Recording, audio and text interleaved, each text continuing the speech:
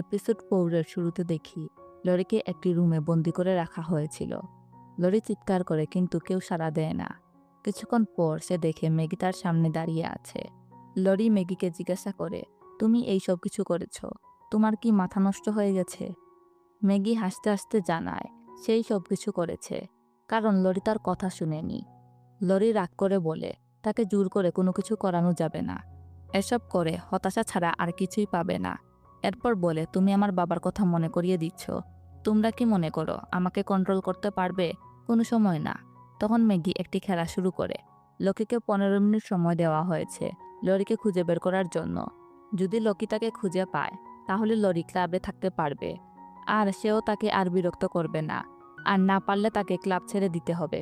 Maggi আরও বলে, Lockie আর তোমার মধ্যে ভালো সম্পর্ক না, তাও আমি উৎসাহিত এটা জানার জন্য লকি এই চ্যালেঞ্জকে কিভাবে নেবে। ম্যাগি চলে যাওয়ার আগে বলে, এই সময়ে লরি চাইলে কুট দিয়ে তার হাতের লকটা খোলার চেষ্টা করতে পারে, আর সময় শেষ হলে তার টিম এসে তাকে নিয়ে যাবে। আমি মনে করি তুমি বুঝবে সে তোমার একটুও পরোয়া করে না। তখনই পিছন থেকে একটি ছেলে বলে, অনেক হয়েছে ম্যাগি, চলো। সেই ছেলের মুখ আমাদের দেখানো হয় না। এদিকে আমরা দেখি লকি হিসাব করার চেষ্টা করছিল লরি কোথায় থাকতে পারে। অন্যদিকে ছেলেটা ম্যাগিকে বলে, লকির ব্রেইন অনেক বেশি শার্প, তার 10 মিনিট সময়ও লাগবে না এখানে পৌঁছাতে। যদি সে এসে তোমাকে পায় তাহলে আমাদের জন্য ঝামেলা হবে। তাই তারা দুইজন চলে যায়। অন্ধকারে একা বসে লরি ভাবতে থাকে, লকি কি সত্যি তাকে খুঁজতে আসবে নাকি সে ভুল ভাবছে। আমরা দেখি 3 মিনিট সময় ছিল, আর এর মধ্যেই লকি বুঝতে পারে লরি কোথায় থাকতে পারে। তাই সে দৌড়ে তাকে বাঁচানোর জন্য যাচ্ছিল। সময় চলে যাচ্ছিল কিন্তু লকি আসছিল না। এটা দেখে লরি ভাবতে থাকে, যদি আজকে সে আমাকে বাঁচাতে না আসে তাহলে আমি তার এই ক্লাব ছেড়ে দেব। আমরা দেখি একেবারে শেষ মুহূর্তে লকি এসে লরির সামনে দাঁড়ায়। লরেলাই বলে তার হাতের লক খোলার চেষ্টা করে।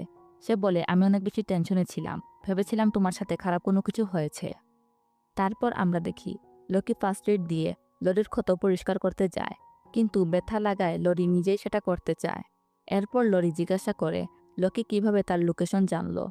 লকি জানায় কেউ তার টেবিলে একটি কার্ড রেখে গিয়েছিল, যেখানে তাকে কিডন্যাপের কথা লেখা ছিল। প্রথমে সে এটাকে প্রাঙ্ক ভেবেছিল, কিন্তু কার্ডের পিছনের চিহ্ন দেখে সে সিরিয়াস হয়ে যায়। তারপর সে কেসার বক্স পদ্ধতি ব্যবহার করে 2 মিনিটে কোড ভেঙে ফেলে এবং জানতে পারে লরি কস্টিউম রুমে আছে। এসব শুনে লরি অবাক হয়ে যায়। লকি বলে সে কার্ডটা পুলিশকে দিতে চায়, কিন্তু লরি থামিয়ে দেয় এবং জানায় যে সে জানে এটা কে করেছে। সে বলে হয়তোবা এসব কিছুর পিছনে ম্যাগি আছে। এটা শুনে লকি চিন্তায় পড়ে যায়। কার্ডের এম চিহ্ন দেখে তারা ভাবতে শুরু করে, ম্যাগি কি এই রহস্যময় এম? তবে কিছুক্ষণ পর লকি বলে, যদি ম্যাগি আসল এম হতো তাহলে এত সহজ কোড দিত না, মানে এত সহজে তাকে খুঁজে পাওয়া যেত না। তারপর লকি বলে, ম্যাগি শুধু একটি হাতিয়ার, এর পিছনে আরও কেউ আছে, একজন খুবই চালাক এবং ডেঞ্জারাস পারসন। তখন লরি মনে করার চেষ্টা করে আর বলে হয়তোবা সে ওই মানুষটাকে দেখেছে। লকি অবাক হয়ে জানতে চায়, সত্যি কি তাকে দেখেছ? লরি বলে সে শুধু ছায়া দেখেছে আর কণ্ঠস্বর শুনেছে। লরি জিজ্ঞাসা করে, কেন, তুমি কি তাকে চিনো? লকি বলে, আমি তোমার জায়গায় হলে তার সঙ্গে দেখা করতে চাইতাম না। তুমি যদি মনে করো আমি খারাপ, তাহলে সে আমার থেকেও আরও বেশি খারাপ। লরি প্রস্তাব দেয় স্টুডেন্ট অ্যাফেয়ার্সে রিপোর্ট করার, কিন্তু লকি জানায় এতে কোনো লাভ হবে না, কারণ ওই লোকের অনেক পাওয়ার আছে। দিন শেষে কেসটি ডিসমিস করে দেওয়া হবে। লকি বলে এসব করে সময় নষ্ট না করাই ভালো, আর বলে সবাইকে বিশ্বাস না করার জন্য আর সতর্ক থাকার জন্য। এরপর লকি লরিকে বলে এই ড্রেসে তাকে অনেক সুন্দর লাগছে, আর লরি আজকে তার প্রাণ বাঁচানোর জন্য লকিকে থ্যাংক ইউ বলে। তারপর আমরা দেখি লরির সাথে দেখা করার জন্য লকি তার কাছে আসে। লকি কালকের আচরণের জন্য তার কাছে ক্ষমা চায় আর বলে সে কালকে একটু বেশি ওভার রিয়েক্ট করে ফেলেছিল। লরিও তার কাছে ক্ষমা চায়, সে তার অতীত নিয়ে প্রশ্ন তুলেছে। তারপর লকি তাকে জিজ্ঞাসা করে সে কি এখনও কিউইডি ক্লাবে থাকতে চায় কি না। লকি বলে তার আগের পার্টনার রিয়া মারা গিয়েছিল শুধু তার সাথে জড়িত থাকার কারণে, আর এম নামের এই মানুষটাকে খুঁজে বের করাই এখন তার লক্ষ্য। তারপর লরি বলে সে অলরেডি এই ঝামেলার মধ্যে জড়িয়ে গেছে, তাই এখন আর সে এসব কিছু থেকে পালাবে না। আগেও পালিয়ে সে এখানে এসেছে, আর এখন সে সবকিছুর মুখোমুখি হবে। লকি তার সিদ্ধান্ত মেনে নেয় এবং ক্লাবে তাকে ওয়েলকাম জানায়। পরের দিন সকালে তিতামাত্তা তাদের এই অ্যাপার্টমেন্ট পরিষ্কার করার জন্য আসে। লরি অবাক হয়ে জিজ্ঞাসা করলে সে জানায় আফতার বাবা আসছে, তাই ঘরটা পরিষ্কার রাখা দরকার। সে লরিকে বিকালে তাড়াতাড়ি বাসায় ফিরে আসার জন্য বলে।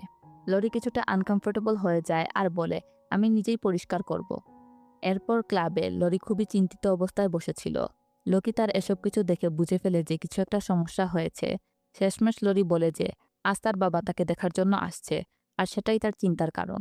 লোকি অবাক হয় আর বলে, সাধারণত কোনো মা বাবা যদি তার সন্তানের সঙ্গে দেখা করার জন্য আসে তাহলে তো এটা গুড নিউজ, কিন্তু লরির ক্ষেত্রে এটা উল্টা। তখন লরি বলে সে তার বাবাকে ঘৃণা করে না, কিন্তু এখন তার সঙ্গে দেখা করতে চায় না। লোকি তাকে বুঝায় বেশি চিন্তা না করতে আর বলে চাইলে কোনো অজুহাত বানানো যায়। এরপর সিন চেঞ্জ হয়। আমরা দেখি লরি রুজেটার সঙ্গে একটি হোস্টেলে আসে। এই হোস্টেলে রুজেটা থাকতো, যার নাম হোয়াইট হোস্টেল। ভিতরে ঢুকে গার্ডের কাছে সাইন করে তারা ভিতরে যায়। আর লরি চারপাশ দেখে বলে জায়গাটা বেশ ভালো। এরপর তারা পড়াশোনা শুরু করে। রুজেটা তাকে বলে কফি বানিয়ে দেওয়ার জন্য, কিন্তু লরি বলে দরকার নেই। ঠিক তখনই লরির ফোনে কল আসে। লোকি ফোন দিয়ে জিজ্ঞাসা করে সে বাড়িতে আছে কি না, আর বাবার সঙ্গে মিটিং কেমন হলো। লরি জানায় সে এখনো বাড়ি যায়নি, হোয়াইট হোস্টেলে আছে, আর সম্ভবত সন্ধ্যা 7টার আগে বাড়ি ফিরতে পারবে না। লোকি অবাক হয়ে বলে, মজার ব্যাপার তো, সেও এই মুহূর্তে হোয়াইট হোস্টেলের দিকে যাচ্ছে। লোকি তারপর এক্সপ্লেন করে চিফ এস্টার তাকে মেসেজ করেছে রুম নম্বর 404-এ একটি ঘটনা ঘটেছে, যেখানে তাদের দুজনের সাহায্যের দরকার। সে প্রস্তাব দেয় চাইলে লরি সেই তদন্তে যোগ দিতে পারে। তারপর ফোন কেটে দেয়। কিছুক্ষণ পর লরি নিচে নেমে আসে এবং চিফ এস্টার্টকে দেখে।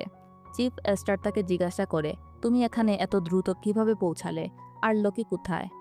লরি বলে, এটা কাকতালীয়, সে ক্লাসমেটের সাথে অ্যাসাইনমেন্ট করছিল। লোকি আসছে সে ফোনে জানিয়েছে। চিফ খেয়াল করে লরিকে অস্বাভাবিক লাগছে। সে জিজ্ঞাসা করে, তুমি কি ঠিক আছো? লরি প্রথমে বলে ঠিক আছে, কিন্তু কয়েক সেকেন্ড পরে স্বীকার করে বলে সে আসলে জানে না সে কি অনুভব করছে। চিফ সতর্ক করে বলে, এই জায়গা নিরাপদ না, সাবধানে থাকতে হবে। তারপর তিনি চলে যান। তিনি অন্যান্য স্টুডেন্টদের বলেন নিজ নিজ রুমে ফিরে যাও এবং বাইরে বের হবে না। লোকি এসে চারপাশ দেখে এবং জিজ্ঞাসা করে এখানে কি ঘটেছে, কিন্তু হঠাৎ সে লরির দিকে তাকিয়ে সন্দেহের সুরে বলে সে কেন হঠাৎ এখানে এসেছে, কারণ সে ঘটনাস্থল থেকে কয়েকটা রুম দূরে ছিল। এটা তো তার জন্য সুবিধাজনক। লরি বিরক্ত হয়ে বলে, এসব কিছু শোনা থেকে বাড়ি থেকে বাবার সাথে দেখা করা সহ্য করা যেত। লোকি বলে, এখন আর এসব কিছু ভাবার সময় নেই। বলে কিভাবে কেসটি সলভ করা যায় সে চিন্তা করো। লরি বিরক্ত হয়ে বলে, কিউইডি ক্লাব কি প্রতিটি খুনের কেসের সঙ্গে জড়িত হবে? লোকি মনে করিয়ে দে সে কিউইডি ক্লাবের একজন মেম্বার এবং চিফ এস্টার তাদের সাহায্য চেয়েছে, তাই তাদের দায়িত্ব ভিকটিমের জন্য ন্যায় বিচার নিশ্চিত করা। তারপর তাদের তদন্ত শুরু হয়। লরি একটি মেয়ের কাছে যায় এবং নিজের পরিচয় দিয়ে বলে সে কিউইডি ক্লাবের মেম্বার। মেয়েটি তার নাম জানায় ইউনিস। ইউনিস কাঁদতে কাঁদতে জানায় মৃত মেয়েটির নাম জানি, সে তার ক্লোজ ফ্রেন্ড আর একই রুমে থাকতো। কিন্তু তখনই লকি মন্তব্য করে প্রথমে মৃতদেহটি যে মানুষ খুঁজে পেয়েছিল সেই আসল খুনি হতে পারে। ইউনিস ভয় পেয়ে বলে সে কখনো তার রুমমেটকে হত্যা করবে না। লরি তাকে শান্ত করে বলে সে তাকে বিশ্বাস করছে। চিফ এস্ট্রা ক্ষমা চেয়ে বলেন লোকি শুধু সাহায্য করার চেষ্টা করছে। লরি জিজ্ঞাসা করে, তুমি কি এমন কাউকে জানো সে জানিনের ক্ষতি করতে পারে? তখন ইউনিস বলে, গতকাল জানিন সোশ্যাল মিডিয়াতে পোস্ট করেছিল, কারণ সে তার বয়ফ্রেন্ডের সঙ্গে ব্রেকআপ করেছে। তার এক্স তা মেনে নিতে পারেনি। হঠাৎ সে জানিনকে ধরে ক্যাম্পাসে জোর করে কিস দেয়। ঠিক তখনই একজন অফিসার ডাক দেয়, লরি লোকি এখানে আসো। তারা মৃতদেহটি দেখতে যায়। ভয়ঙ্কর অবস্থায় মৃতদেহ দেখে লোকি জানায় সে এই ভঙ্গিতে মৃতদেহ দেখতে পছন্দ করে না। চিফ এস্টার তাদের নতুন অফিসার বাস্টিয়েন মন্টিয়ালের সঙ্গে পরিচয় করিয়ে দেয়। তারপর চিফ এস্টার মেয়েটির পরিচয় দেন। মেয়েটির নাম জানিন, বয়স 22, ট্যুরিজম বিভাগের স্টুডেন্ট। অফিসার আরও জানায় মৃতদেহ এখনও গরম, অর্থাৎ হত্যার 1 ঘন্টার কম সময় হয়েছে। ছুরি যা দিয়ে হত্যা করা হয়েছে তাতে কোনো ফিঙ্গারপ্রিন্ট পাওয়া যায়নি। মনে হচ্ছে খুনি ছুরিটা ভালোভাবে পরিষ্কার করেছে। লকি বলে ইউনিস যে মৃতদেহ প্রথম দেখেছিল খুনের সঙ্গে যুক্ত নন, কারণ যদি সে খুনি হতো তাহলে তার স্কুল ইউনিফর্মে রক্তের দাগ থাকতো। লরি জানতে চায় তাহলে কি ইউনিসের কথাই ঠিক? খুন কি করেছে জেনিনের এক্স বয়ফ্রেন্ড? লোকি বলে এটা সম্ভব হতে পারে, কারণ জেনিনের শরীর থেকে একাধিক ছুরির আঘাত পাওয়া গেছে, যার মাধ্যমে বোঝা যায় কেউ অনেক বেশি রাগ তার উপর বের করেছে। চিফ আরও জানায় হোস্টেলের গেট লগবুক থেকে দেখা গেছে যারা এই সময় জেনিনের সঙ্গে দেখা করতে এসেছিল ডেভিড ফ্লোরেন্সি, রিচমন্ড আর ক্রিস্টোফার। আমরা দেখি লরি বিকাল 4টা 21-এ যখন হোস্টেলে পৌঁছেছিল তখন ডেভিড বের হয়ে যায়। লরির মনে হয় একজন ধূসর রঙের শার্ট পরা ব্যক্তি সেখানে ছিল, কিন্তু তার মুখ ক্লিয়ারলি মনে নেই। লকি রুমে ভাঙা কাজ খেয়াল করে। তখনই লরির বাবা তাকে কল করে, কিন্তু লরি সেই কল ইগনোর করে। তারপর লকি টেবিলে থাকা একটি পানির গ্লাসকে ইঙ্গিত করে লরিকে বলে, দেখে কি কিছু বুঝতে পারছো? লরি গ্লাসের পানি আঙুল দিয়ে চেক করে বলে, পানি ঠান্ডা, আইস নেই, আর এসিও ছাড়া না। মানে জেনিন আইস কিউব 2টি গ্লাসে ঢেলেছিল। সে কিলারকে পানি অফার করেছিল। মানে কিলার ফোর্স করে তার রুমে ঢুকেনি। এ থেকে বোঝা যায় কিলার তার পরিচিত কেউ হবে। লকি বলে, এখন কোশ্চেন এটাই, এই তিনজনের মধ্যে কে জেনিনের খুব বেশি কাছের? তারপর আমরা দেখি সন্দেহ করা সেই তিনজনকে জেরা করা হচ্ছিল। তারপর ক্রিস্টোফার দাবি করে জেনিনের সঙ্গে জোর করে সম্পর্ক ফিরে পাওয়ার জন্য সে তাকে খুন করবে না। রিচমন্ড বলে তারা প্রাইমারি স্কুল থেকেই ভালো ফ্রেন্ড, সে তাকে এত নৃশংসভাবে হত্যা করবে না। তবে ক্রিস্টোফার রিচমন্ডকে অভিযোগ করে জেনিনের প্রতি তার ফিলিংস ছিল। রিচমন্ড স্বীকার করে সে রিসেন্ট তার ফিলিংস সম্পর্কে জেনিনকে জানিয়েছে, কিন্তু জেনিন তার শুধু ফ্রেন্ড হতে চেয়েছে এবং সে তার এই সিদ্ধান্তে সন্তুষ্ট ছিল। ডেভিড বলে সে অনেকদিন ধরেই জেনিনকে ফলো করছিল, আর ওই দিন সে দরজাতে নকও করেছিল, কিন্তু সে খুলেনি। টাইম টেবিল অনুযায়ী ডেভিড এন্ট্রি করেছে 4টা 5-এ আর বের হয়েছে 4টা 21-এ। চিফ এস্ট্রাড বলে এত সময় তো যথেষ্ট কাউকে খুন করার জন্য, কিন্তু সে বলে সে দরজাতে নক করেছিল, কিন্তু জেনিন কোনো রেসপন্স করেনি। সে অনেকক্ষণ ওয়েট করলো, শেষমেশ আর কোনো রেসপন্স না পেয়ে সে চলে যায়। তারপর রিচমন্ড ঢুকেছে 4টা 24-এ আর বের হয়েছে 4টা 40-এ। চিফ জিজ্ঞাসা করে, 16 মিনিট তুমি তার এখানে কি করলে? সে বলে, আসার আগে জিমে ছিলাম, কারণ জেনিন আর আমি একসাথে অ্যাসাইনমেন্টে কাজ করছি। যখন আমি নক করি সে কোনো আনসার করে না। আমি কিছুক্ষণ অপেক্ষা করি, ভাবি হয়তোবা সে বাইরে কোনো কিছু কেনার জন্য গিয়েছে। ক্রিস্টোফার ঢুকেছে 4টা 44-এ আর বের হয়েছে 4টা 59-এ। সে বলে 4টা 30-এ সে জেনিনকে কল করেছিল, কিন্তু জেনিন কল ধরে না। এর 5 মিনিট পরে 4টা 35-এ সে তাকে একটা মেসেজ দেয়।